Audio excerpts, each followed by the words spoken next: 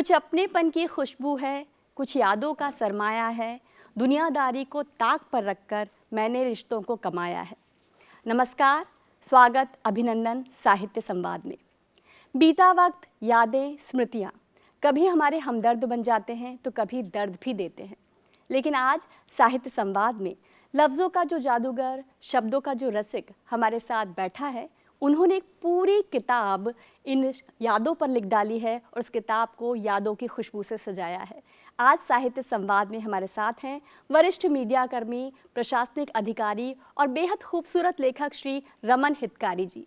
आपका बहुत बहुत स्वागत है साहित्य संवाद में। धन्यवाद। रमन जी, आपकी जो किताब आशियाना मैक रॉबर्ट गंजाई, कहने को उसमें नितांत निजी यादें हैं, आपका खुद का जीवन है, लेकिन पाठकों ने अपने आप को उससे रिलेट पाया है, बहुत जुड़ाव महसूस किया है।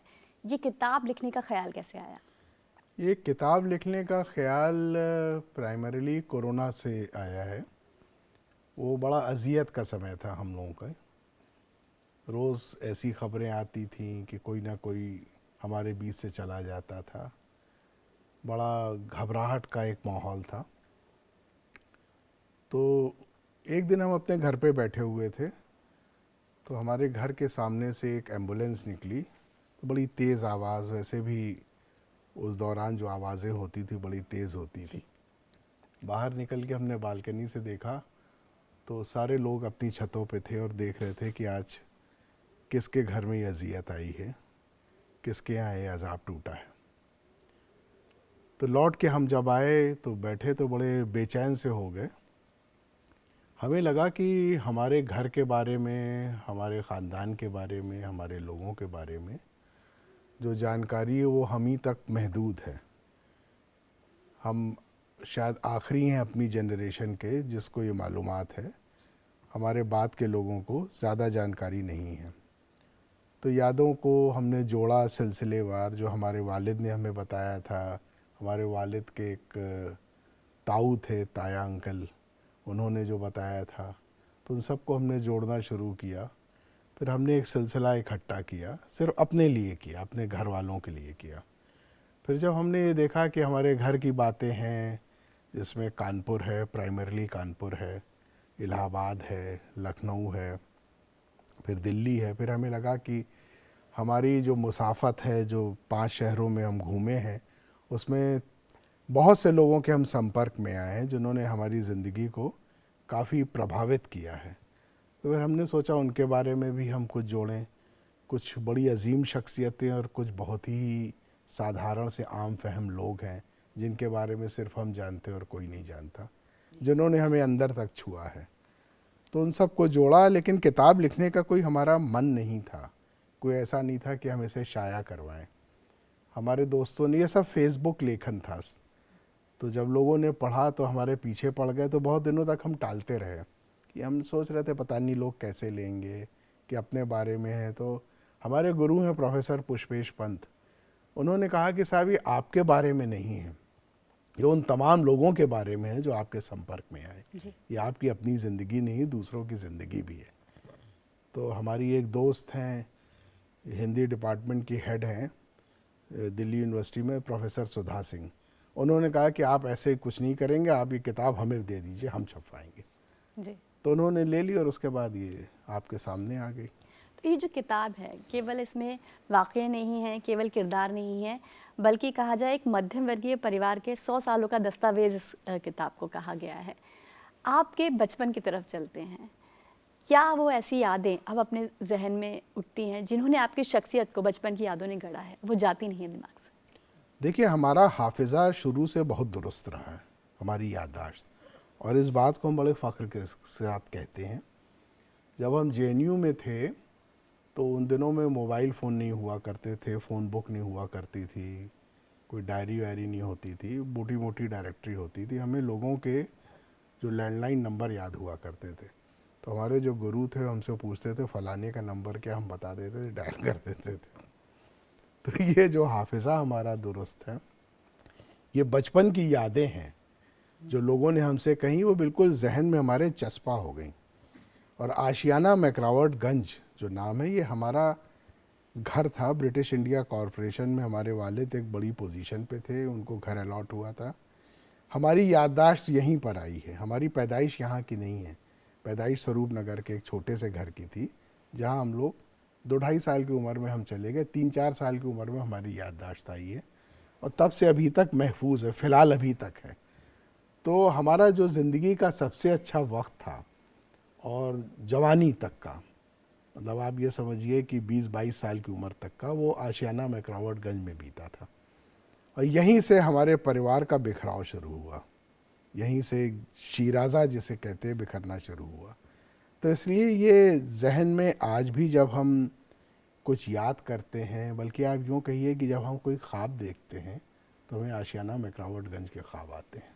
वाह, बड़ी सुंदर बात है। और आपने 5 शहरों की बात की, आपकी मुसाफत 5 शहरों तक रही, लेकिन वो कौन सा शहर रहा जिसने दिल पर सबसे ज़्यादा असर छोड़ा, या अगर मैं लेखन की बात करूँ, एक लेखक के तौर पर आपको गढ़ा?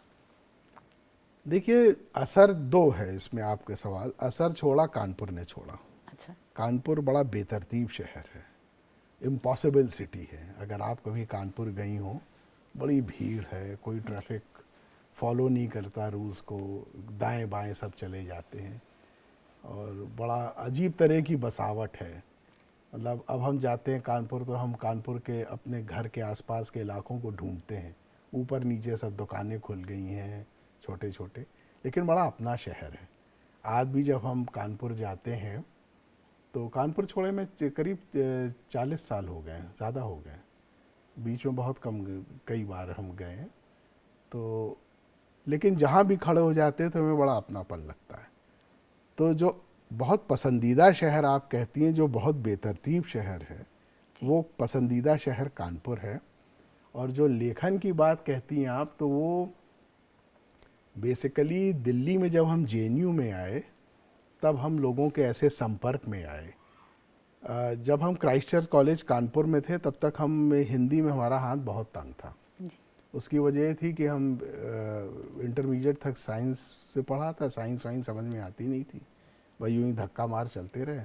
आर्ट्स में जब हम आए बीए में, तब हम फिर पीछे मुड़ के हमने नहीं देखा जी। क्योंकि हमारा जो बेंट ऑफ माइंड था वो ह्यूमैनिटीज़ की तरफ था।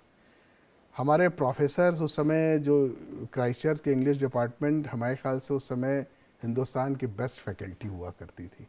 तो हमने कुछ लिखे थे आर्टिकल्स इंग्लिश में अपनी कॉलेज मैगजीन्स में, एवं ही थे। लेकिन जब हिंदी में रुझान आया तो जब हम जेएनयू में आए, हमारा हॉस्टल था सतलज हॉस्टल, उसके बगल में एक दुबे पान वाले की नुक्कड़ की पे एक दुकान थी। वहाँ प्रोफेसर नामवर सिंह आते थे। नामवर सिंह हिंदी के मूर्धन्य आलोचक, क्या बात है। केदारनाथ सिंह साहब जी। उसके अलावा मैनेजर पांडे, सारे लोग आते थे, वहीं पान वान खाते थे। नामवर सिंह साहब वहीं खड़े रहते थे, दुआ सलाम होता था, मुलाकात होती थी। तो उन्होंने एक दिन हमसे ऐसे ही पूछा कि कुछ क्या कर रहे हो। तो हमने कहा साहब इंटरनेशनल रिलेशंस में एमफिल कर रहे हैं।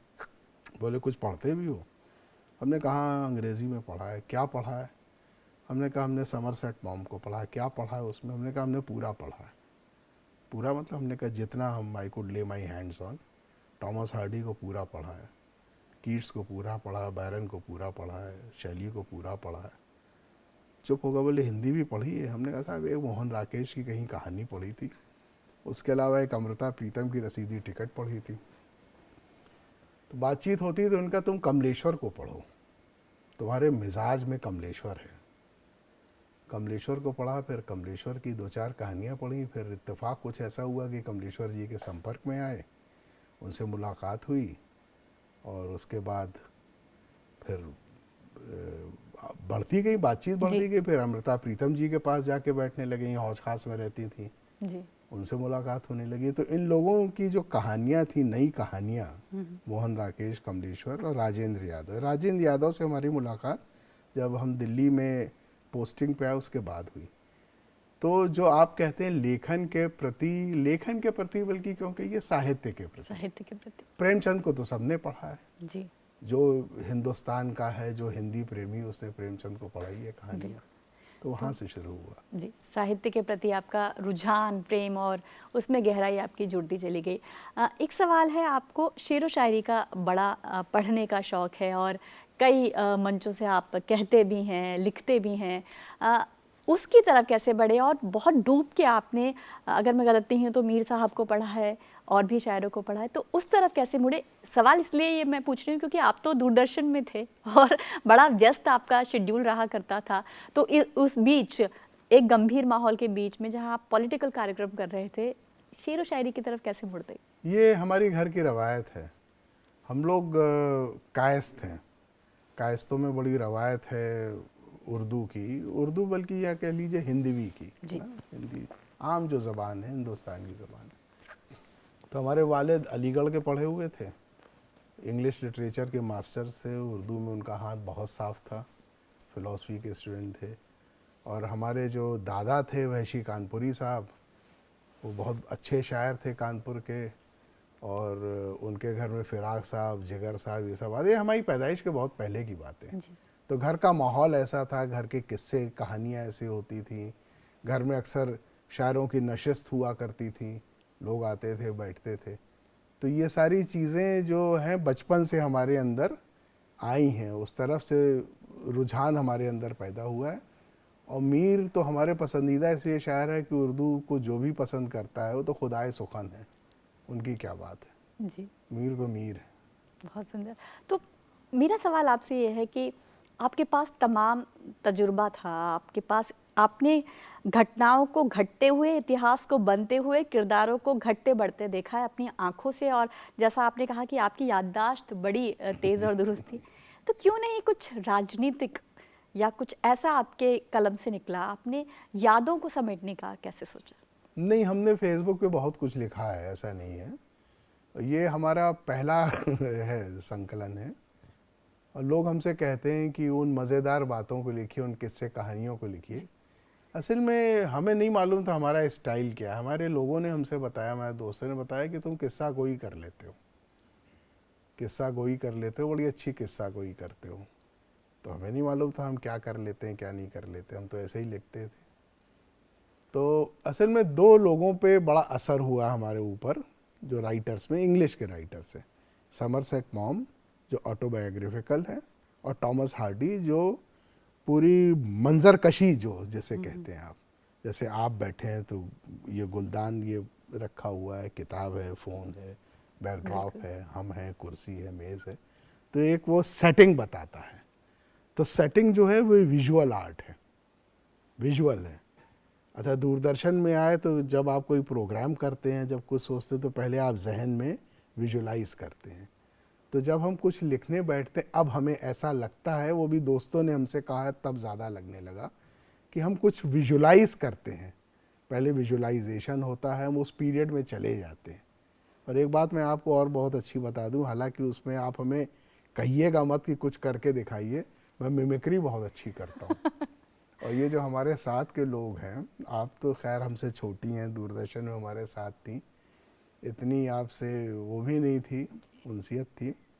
वो लोग जानते हैं कि मैं मिमिक्री बहुत अच्छी करता हूँ, लोगों को हूबहू नकल उतार के दिखा देता हूँ। ये भी विजुलाइजेशन से आई, आप दूसरों के किरदार में अपने आप को ढाल लेते हैं। हाँ, तो वो जो किरदारों में भीतर तक जाने की जो कला है, वो आपकी बिल्कुल किताब में हमने जब देखा है कि जैसे वो किरदार जीवंत से हो गए थे हमारे आगे।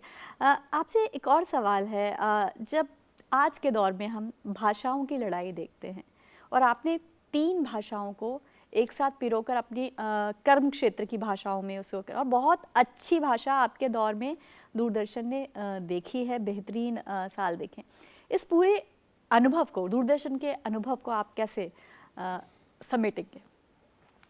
अब भाषा में ये है कि देखिए, दूरदर्शन में एक दौर हुआ करता था जब हमने यहाँ ज्वाइन किया था, 2003 में हम आए थे, 2001 तक लखनऊ में थे, 2 साल के लिए देहरादून गए। तो यहाँ हर बुलेटिन के बाद एक मीटिंग हुआ करती थी 5-7 मिनट की, जो हमारे हेड होते थे बुलाते थे, एंकर बैठता था, प्रोड्यूसर, एडिटर बैठता था, सीधे बात होती थी प्रोडक्शन की, लैंग्वेज की, कंटेंट की। तो बड़ा लोग बहुत उस पे रहते थे कि कहीं हमने कुछ गलत तो नहीं कहा, उच्चारण दोष तो नहीं हुआ। और जब भी हमारे समय की बात है कि जब हमारे एंकर्स हुआ करते थे, जो भी हिंदी के, इंग्लिश के, जब कोई लफ्ज़ समझ में नहीं आता था तो ऑल इंडिया रेडियो में एक पूरा सेक्शन हुआ करता था, उनसे पूछते थे, दरियाफ्त करते थे कि ये नाम क्या है, किस तरह का उच्चारण है, क्या किस तरह से हमें बोलना चाहिए, अगर इसकी उत्पत्ति फ्रेंच है तो फ्रेंच में किस तरह से नाम लेंगे।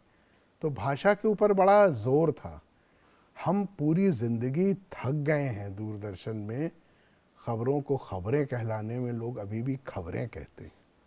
पता नहीं क्यों क्यों खबरें कहते हैं, समाचार क्यों नहीं कहते हैं, इजाज़त कहते हैं। अरे भाई आज्ञा ले लो जी इजाज़त कह लो। भाषा की शुद्धि पर आपका हमेशा से जोर रहा, और जब आपकी किताब पढ़ते हैं तो बड़े खूबसूरत लफ्ज़, बहुत सुंदर शब्द हमारे सामने आते भी हैं। आपके जीवन की एक और सुंदरता है भाषा के अलावा दोस्ती, आपके दोस्त, उसको आप कैसे देखते हैं, कैसे बयां करेंगे इस तजुर्बे को? असल में हम स्कॉर्पियन हैं, नवंबर बॉर्न जिसे आप कहते हैं, और स्कॉर्पियन के साथ एक अच्छाई और बुराई है कि they are people of very strong likes and dislikes. और हमारा दायरा बड़ा सिमटा हुआ है, बहुत सिमटा दायरा है। हमारे एक दोस्त हैं आसिम कमर, वो शायर हैं, बड़े अच्छे हैं, खटीमा के हैं। उनका एक शेर है कि तुमसे जुड़े हैं जितने मोहब्बत शनास लोग, दरअसल ज़िंदगी है यही 150 लोग। तो ये 150 लोगों के बीच में हमारी पूरी ज़िंदगी है, जिनसे निभी है, जिनसे पटी है, उनसे ताज़िंदगी पटी है। और दोस्ती है, दोस्त तो कहते हैं ना, जब फ़ोन पे आप दोस्तों को हेलो नहीं कहते हैं आप गाली दे के बात करते हैं। तो जिनसे हमारी दोस्ती हो इसी लेवल की दोस्ती है और अभी तक चली आ रही है हमारी। आप यकीन नहीं मानेंगे, हमारे कुछ दोस्त ऐसे हैं जिनसे 50 साल की दोस्ती है।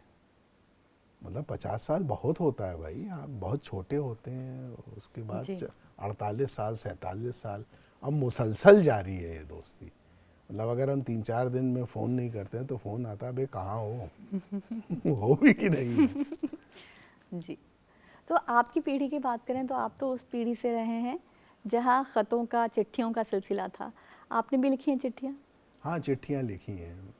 पहले तो चिट्ठियाँ ही होती थी, चिट्ठियाँ लिखी हैं, लेकिन बहुत ज़्यादा नहीं लिखी हैं।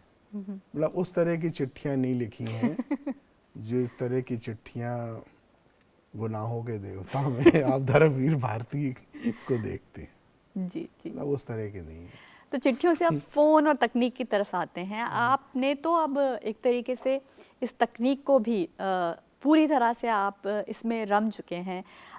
कैसे देखते हैं इस पूरे बदलाव को? एक वो दौर था जब कागज़ कलम से आप लिखा करते थे, फिर आप फ़ोन पर भी लिखने लगे, और साहित्य जो आज बदल गया है तकनीक के किनारे किनारे, इस बदलाव को आप कैसे देखते हैं? देखिए, हमारी पूरी किताब फ़ोन पे है, एंड्रॉयड फ़ोन है, और हम टाइप नहीं कर पाते। मतलब हम जब इंग्लिश की टाइपिंग बहुत अच्छी है हमारी जी। और दोनों हाथ से नहीं, एक हाथ से बहुत तेज़ कर लेते हैं, लेकिन हिंदी में जब हम लिखते हैं तो फ्री हैंड से घुमा घुमा के लिखते हैं और उसमें बहुत सही नुक्ते बड़े अच्छे लगते हैं। तो तकनीक ने तो बहुत सपोर्ट दिया ही है, और मतलब काफ़ी आगे तकनीक ले गई है, इसमें दो राय नहीं है। और लेखन की जहाँ तक बात है तो सोशल मीडिया ने काफ़ी लोगों को एम्पावर किया है ना? अब ये बहस बड़ी पुरानी है, बड़ी हैकनीड सी है कि बून भी है, बेन भी है, ये सारी चीज़ें, लेकिन एम्पावर तो किया ही है सोशल मीडिया ने लोगों को। और मतलब आप सामने नहीं आकर भी अपने आप बहुत सारी चीज़ें कह सकते हैं। जी जी। एनोनिमस होके भी कह सकते हैं। मैं एनोनिमिटी को काफ़ी मैं कदर करता हूँ इस चीज़ की जी। कि जो लोग सामने नहीं आते थे अब आ रहे हैं, कम से कम बिल्कुल मंच मिल रहा है, मंच मिल रहा है। प्रतिभाओं को। इन दिनों आप क्या पढ़ रहे हैं? अभी हमने हैन कांग की एक किताब पढ़ी है, वेजिटेरियन। जी। ये कोरियन राइटर हैं, जिन्हें अवार्ड भी मिला है। हाँ, नोबेल प्राइज़ मिला है। ये वेजिटेरियन इनकी किताब है। उसमें एक महिला की कहानी है जो कि तय कर लेती है कि वो वेजिटेरियन हो जाएगी। जी। उसको समाज छोड़ देता है, उसके पति छोड़ देते हैं, बहुत ज़्यादा वो अजियत में आ जाती है, अपने आप को ख़त्म करना चाहती है, उसके पिता उसे छोड़ देते हैं। तो हैन काइंग की किताब एक अभी हमने पढ़ी है अभी रिसेंटली, और हमारे पास 3-4 किताबें हमारी एक शेल्फ साथ पे रहती हैं एक आप साथ। जी हम एक किताब नहीं पढ़ते हैं, और रोज़ सुबह कुछ ऐसा हो गया, क्लॉक कुछ गड़बड़ हो गई है, सुबह 4:30 बजे उठ जाते हैं, जी धीमे से अपनी लाइट जलाते हैं और बैठ जाते हैं, घर के लोग डिस्टर्ब ना हो, अलग अलग किताबें उठाते हैं। तो मीर के दीवान तो है ही हमारे पास, जी वो पढ़ते हैं, और बाकी चीज़ें 2-3 रखी रहती हैं। हमारा शौक़ है बेसिकली बायोग्राफीज़ पढ़ने का और ऑटोबायोग्राफीज़ पढ़ने का, और फिर उर्दू शायरी और इंग्लिश शायरी का मतलब उर्दू ही नहीं है, जी जी जी इंग्लिश और हिंदी भी है। जी। आपकी किताब भी हमने पढ़ी, हमने आपके कार्यक्रम भी देखे हैं, और इस किताब के ज़रिए जो महिला किरदार हैं आपकी ज़िंदगी में, जो महिला चरित्र हैं, हमने देखा है कि आप बड़ा रिस्पेक्ट है, हम जिस फेमिनिज़म की बात करते हैं आप बड़े सशक्त तरीके से उस फेमिनिज़म को बताते हैं कि महिलाएं कितना कुछ कर सकती हैं। आप कैसे देखते हैं फेमिनिज़म को? आपकी नज़र में क्या है फेमिनिज़म? देखिए, हमने जो अपनी नौकरी में देखा है, ये बहुत ही ईमानदारी से इस चीज़ को हम कहते हैं कि हमने जो महिला अफसरों को देखा, हमने उनको सबसे बेहतर पाया है। और हमने अपने घर में अपनी अम्मा को देखा है, अपनी वाइफ को देखा है, दीपिका को देखा है, अपनी बिटिया को देख रहे हैं, अपनी बहन को देख रहे हैं। तो हमारी दादी भी थी, बड़ी स्ट्रॉन्ग कैरेक्टर थी। तो हमारे जहन में तो वही है, बड़े स्ट्रॉन्ग कैरेक्टर के बड़े फोकस लोग हैं जो सीधे रास्ते पे चलते हैं। तो हमारे जहन में तो शुरुआत तो हमारी दादी हैं, हमारी अम्मा हैं, और उसी के इर्द गिर्द सारी महिलाओं को हम पाते हैं। बहुत ही स्ट्रॉन्ग कैरेक्टर। मतलब यहाँ पर हम फिर वही धर्मवीर भारती की किताब पे आ रहे हैं, गुनाहों का देवता। वो 3 किरदारों को जो इन्होंने लिया है गुनाहों के देवता में, एक तो हैं जिन्होंने देवत्व प्राप्त कर लिया, गुनाहों के देवता बन गए, जो एक एंग्लिसाइज्ड है लेडी, जो एक रूरल बैकग्राउंड से, एक मिडिल क्लास के। तीनों सामाजिक वर्जनाओं को तोड़ना चाहती हैं, लेकिन धर्मवीर भारती साहब उन सबको बार बार अपने नायक के द्वारा उनको खींच के उनके दायरे में ले आना चाहते हैं। जी तो ये नेहरूवियन पीरियड था, आज़ादी मिली थी, जिसके बाद इस तरह की बात आई। हमने इसके ऊपर बड़ा अच्छा एक रिव्यू लिखा है, लोगों को बड़ा पसंद आया था जी कि मतलब अब हम होगी कालजयी रचना, लेकिन हम इसे एक्सेप्ट नहीं करते हैं। महिलाएं बहुत आगे बढ़ चुकी हैं, बिल्कुल बहुत आगे, हमेशा से बढ़ी थी, अब माइंडसेट बदल गया है, बिल्कुल। बहुत आगे बढ़ चुकी है। और आपकी साफगोई और ईमानदारी के ही सब कायल हैं, और उम्मीद करते हैं कि इसी ईमानदारी से सजी जल्दी एक किताब हमारे सामने आएगी। अब रैपिड फायर राउंड है हमारा, उसमें कुछ सवाल आपसे जल्दी जल्दी हम करेंगे। आपकी पसंदीदा किताब? अब पसंदीदा किताब में है life of doctor Johnson LLD। ये उनके शागिर्द थे बॉसवेल, इंग्लिश लिटरेचर के जिसे कहते हैं कि बड़े आइकनिक डॉक्टर जॉनसन थे। उनके बॉसवेल ने लिखी है लाइफ ऑफ डॉक्टर, अपने गुरु के बारे में, जी life of doctor Johnson LLD। जी। दुख आपके लिए क्या है? बड़ी वक्ती चीज़ है, आती है चली जाती है। आपके पसंदीदा शायर? मीर। उर्दू और हिंदी? बहनें हैं दोनों। आपका पसंदीदा शहर? कानपुर। अपनी आत्मकथा लिखते तो क्या नाम रखते? फिलहाल तो आशियाना में क्रॉवर्टगंज काम कथाई की तरह है। टेलीविज़न आपके लिए? बहुत कुछ है, बहुत कुछ है। इसने आज जैसे भी हम आपके पास बैठे हुए हैं, दूरदर्शन ने ही हमें पहचान दी है। इतिहास, राजनीति या पौराणिक कहानियों का कोई ऐसा किरदार जो बार बार आपको खींचता है? युधिष्ठिर। युधिष्ठिर? कारण? क्योंकि युधिष्ठिर साफ गोई है, उनकी साफ गोई है, और धर्मराज हैं। इंटरेस्टिंग, बहुत दिलचस्प है ये। रमन जी, हमारे बहुत सारे युवा पाठक दर्शक आपको देख रहे हैं जो बहुत शिद्दत से साहित्य की दुनिया से जुड़ना चाहते हैं, गंभीरता से उसे लेना चाहते हैं। आपने इस दुनिया को बहुत करीब से देखा है, आप उन्हें क्या कहना चाहेंगे? उनके लिए सिर्फ एक ये कहने कि आप लिखिए ज़रूर, जो आपके जहन में आए, जो आपके मन में आए, लिखिए ज़रूर आप। फ्रांसिस बेकन बड़े अच्छे इंग्लिश के आलोचक कह सकती हैं आप, जो कमेंटेटर रहे हैं। उन्होंने कहा है राइटिंग मेकeth ए मैन परफेक्ट। आप लिखिए, लिखिए ज़रूर, जो भी लिख सकते हैं आप, और जो भी आपकी ज़बान है उसमें लिखिए आप। भाषा की शुद्धता में बहुत मत पड़िए, अपने आप निखर आएगी। भाषा सबसे इम्पॉर्टेंट, भाषा का पार्ट ये होता है कम्युनिकेशन, कि हम जैसे आपसे बात कर रहे हैं, आप तक बात पहुंचनी चाहिए। तो लिखिए ज़रूर। जी, आपसे आखिरी सवाल है, अगली किताब कब और कौन सी आ रही है? देखिए, अगली किताब हम लिख रहे हैं जिस पे काम हमारे ख्याल से काफ़ी हो चुका है। ये उर्दू पोएट्स के ऊपर, जो हमारे घर से जुड़े हुए थे। उसमें फिराक साहब हैं, जिगर साहब हैं, बाकी लोग हैं। इन लोगों, ये किस्सा गोई की किताब है। उनके ऐसे किस्से कहानियाँ हैं जो कि बहुत कम लोग जानते हैं। उनकी शायरी पे इतना नहीं है जितना उनकी ज़िंदगी और उनके लोगों से उनके रिश्तों के ऊपर है। और कृष्ण बिहारी नूर साहब हैं, मतलब जो बहुत जुड़े रहे हमसे। तो हमारे घर में जो लोग आते जाते थे उनके ऊपर एक कंपाइलेशन है जो हमने सुना है लोगों से और जिसको हमने खुद देखा है। हमारे ख्याल से ये जिस दिन बैठ जाएंगे पूरी हो जाएगी। जी, बहुत बहुत शुक्रिया रमन हितकारी जी, साहित्य संवाद में आने के लिए और खूबसूरत बातें हमारे साथ करने थैंक के यू लिए। वेरी मच, धन्यवाद। तो साहित्य संवाद में आज हमारे साथ थे रमन हितकारी जी, जिनकी लेखन यात्रा के बारे में हमने बातचीत की।